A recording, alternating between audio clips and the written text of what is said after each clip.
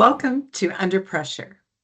Have you ever noticed when something goes wrong, a wildfire, a system outage, a political controversy, one of the very first things people criticize is the communications.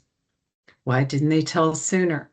Why was the messaging so confusing? Why didn't anyone take responsibility? Communications becomes the lightning rod. But here's the part most people don't see. Communications problems are often symptoms of deeper operational or decision-making challenges, not the cause. When organizations are under pressure, communications sits right at the intersection of three forces: operations, politics, public expectations. And those forces don't always move at the same speed. So there are a few reasons why communications get criticized so quickly. First, it's highly visible. People don't see internal decision-making, uncertainty, incomplete information. They see what's said or what isn't said. So communications can become the proxy for the entire response. Second, timing feels different on the outside. Inside an organization, leaders may still be trying to confirm facts, assess risks, or decide on next steps. Outside, the public only sees silence, and silence creates anxiety. When people are uncertain, they fill in the gaps themselves, or someone else, like the media, will do it for them. Third, approvals and risk management slow things down. Legal concerns, political considerations, operational uncertainty, all of that can delay communication, even when your comms team is pushing really hard to move faster. In many situations, comms teams are working with incomplete information, rapidly changing conditions, multiple decision makers, my personal favorite. And there are real consequences if they get the information wrong. So it's not simply a messaging problem, it's a decision environment problem. For governments, public agencies, and corporations, communications isn't just about information. It's about credibility. Trust is part of the response. If people don't believe what they're hearing or they feel information is being withheld, that can affect behavior, compliance, confidence in leadership. So communications criticism isn't trivial, it matters. One of the biggest risks is waiting for perfect information because perfection rarely exists inside a crisis. Another is assuming that the issue will settle down on its own. So, what will actually help organizations do better when they're under that kind of pressure? One of the most important things is preparing for escalation, even when you think or hope a situation will resolve.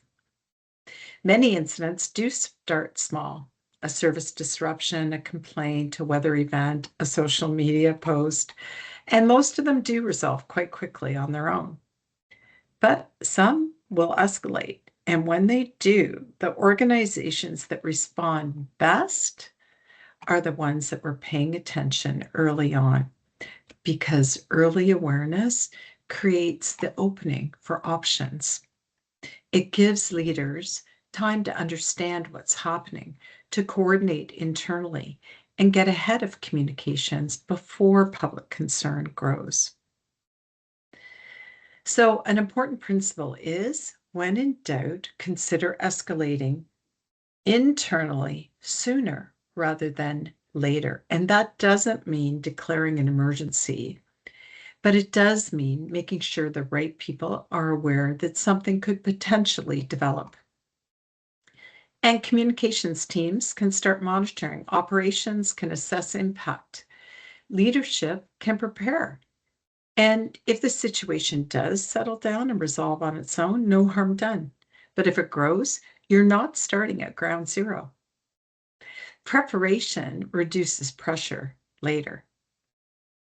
It also helps to recognize that public visibility changes the equation considerably. Public expectations are shaped by the modern information landscape we're navigating. So that's things like social media content, real-time updates, citizen reporting.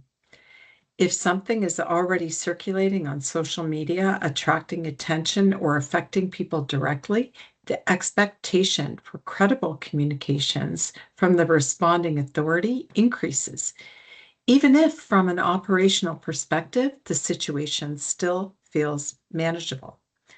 Organizations sometimes underestimate how quickly visibility translates into real public concern.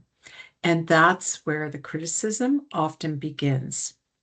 Organizations don't control the narrative anymore, they participate in it.